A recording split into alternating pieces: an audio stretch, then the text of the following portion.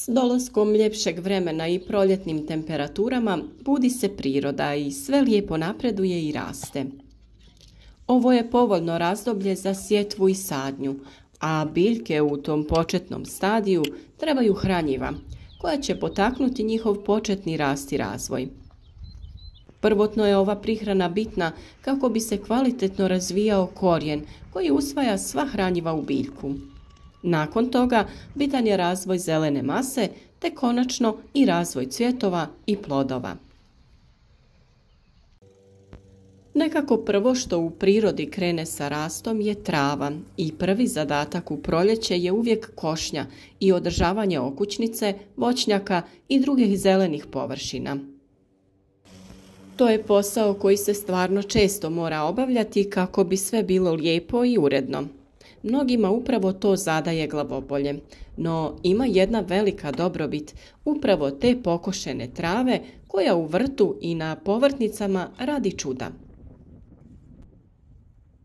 Danas ćemo sa vama podijeliti naš način pripreme hranjiva od pokošene trave, no to nije samo obično hranjivo. Ono jača biljke, čini ih otpornijima na oboljenja i štetnike, te stvara zaštitni sloj na biljkama. Fermentirano biljno hranjivo može se koristiti za zalijevanje zemljišta ili kao folijarno gnojivo. Osim ishrane uzgajanih biljaka, gnojivo ima antifungicidno djelovanje na uzročnike bolesti, privlači gliste u zemljište te tjera štetnike. Vjerujem da se svi susrećemo sa gomilom trave koju smo pokosili i ne znamo kako je ukloniti sa svog imanja. Pokošena trava može se iskoristiti na mnoge načine, kao malč oko biljaka, u kompostu, ali i za pripremu ekološkog gnojiva. Najpopularniji način korištenja pokošenog biljnog materijala naravno je kompostiranje, ali da bi dobili kompost potrebno je dosta vremena. Brži način korištenja je priprema fermentiranog biljnog gnojiva koje se može koristiti za zalijevanje zemljišta ili kao folijarno gnojivo.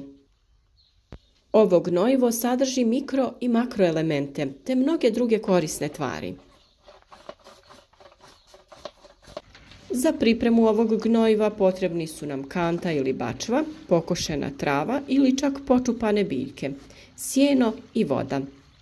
Kanta ili bačva trebaju biti plastični jer bi metal reagirao tokom procesa fermentacije. Možete pripremiti hranjivo sa travom i vodom, a možete taj recept i malo nadograditi sa dodatnim sastojcima. Dovoljno je na 1 kg trave dodati 10 litara vode. Svakog dana sadržaj pomiješamo kako bi pospješili fermentaciju koja traje oko 15 dana. Veća temperatura znači da će se proces brže odvijati, a nestanak pjene biti će znak da je fermentacija završena.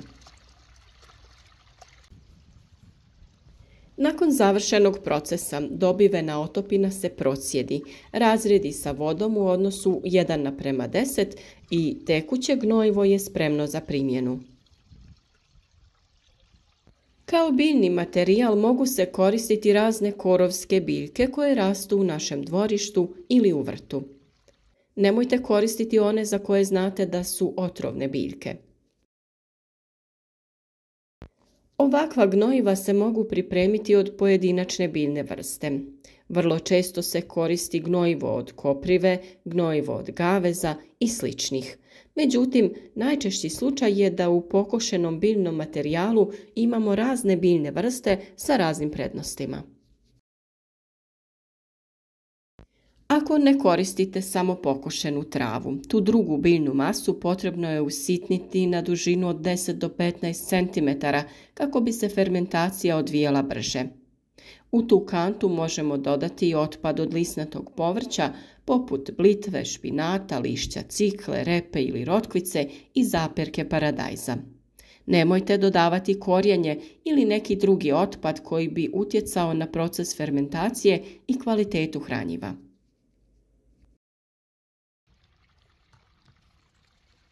Kantu je potrebno napuniti do 3/4 sa usitnjenom biljnom masom, a kako bi ubrzali proces fermentacije možete i dodati rukohvat osušenog sjena. Nakon toga sadržaj u kanti potrebno je preliti vodom i biljna masa mora biti potpuno prekrivena. S obzirom da biljni ostaci sadrže većinom dušik, možete ovu mješavinu da obogatite sa raznim drugim dodacima. Možete dodati i manju količinu pepela od drveta kako bi se poboljšale karakteristike gnojiva. Na kantu od 10 litara možete dodati oko kilogram pepela. Pepeo je vrlo korisna komponenta, bilo da se sam dodaje u tlo ili se dodaje u kompost ili u ovakvo tečno hranjivo. On sadrži razne makro i mikroelemente od kojih se najviše ističu upravo fosfor i kalij. S obzirom da hranjiva koja se prave od trave i drugih listova biljaka, kao što sam rekla, ona sadrže najveći udio dušika i kako bi se to izbalansiralo, najjednostavnije je dodati upravo pepeo. Kada krenu dozrijevati prvi plodovi, često se susrećemo sa pojavom vršne truleži plodova. Ta pojava je naime uzrokovana nedostatkom kalcija. Iz tog razloga u ovu mješavinu dodajemo i ljuske od jaja koje usitnimo. Dodajte količinu koja vam je dostupna. Ako su dani hladniji tokom proljeća ili jeseni, kanta ili bačva može se držati u plasteniku ili na nekom toplijem mjestu. Proces fermentacije traje od 3 do 14 dana, ovisno o vremenskim uslovima. Što je toplije, fermentacija se odvija brže. Kvaliteta fermentiranog gnojiva zavisiti će od biljnih vrsta koje smo sakupili. Kao što sam rekla, budući da je osnova ovog gnojiva zelena biljna masa, u sadržaju hranjivih elemenata prevladava dušik. Ovisno koje smo biljke stavili da fermentiraju, možemo utjecati na sadržaj hranjivih elemenata.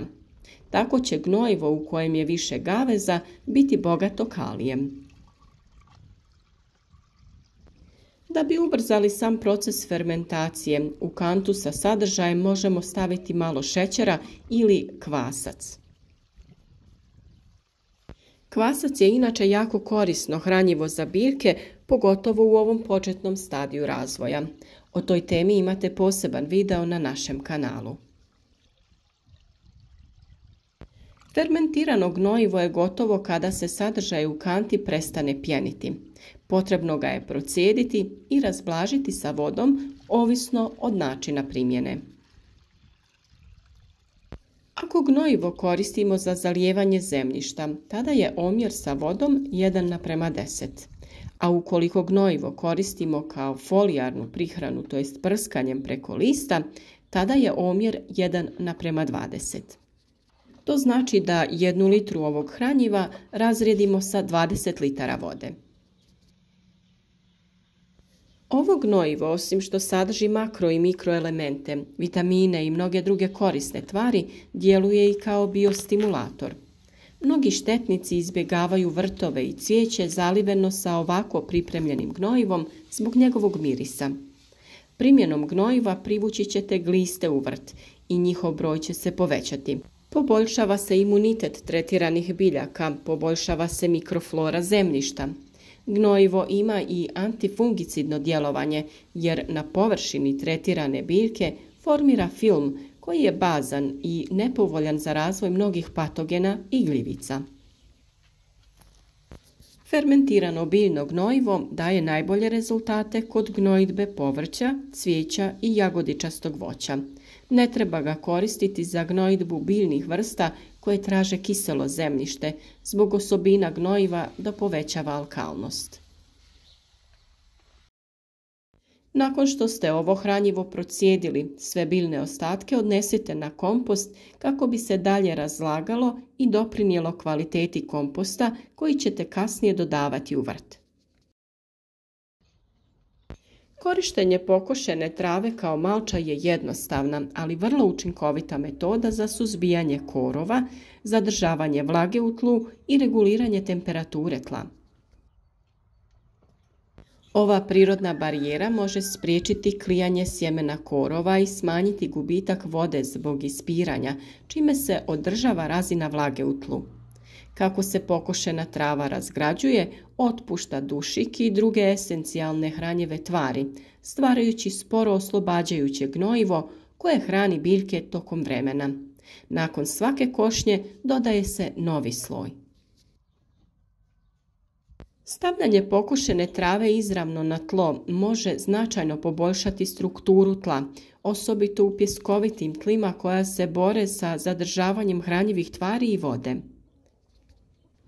Ova praksa povećava sadržaj organske tvari, poboljšavajući sposobnost tla da zadrži vlagu i hranjive tvari, što zauzvrat podržava snažniji rast biljaka. Dodatno, prisutnost organske tvari potiče aktivnost glista i korisnih mikroba, dodatno obogaćujući tlo. Kada poberete vaše biljke iz vrta, nikako nije dobro ostaviti tlo ogoljenim i u tom slučaju odlično će vam poslužiti malč od trave. Pokošena trava izvrstan je dodatak kompostnoj hrpi. Nudi bogat izvor dušika koji pomaže uravnotežiti materijale bogate ugljikom poput lišća i slame.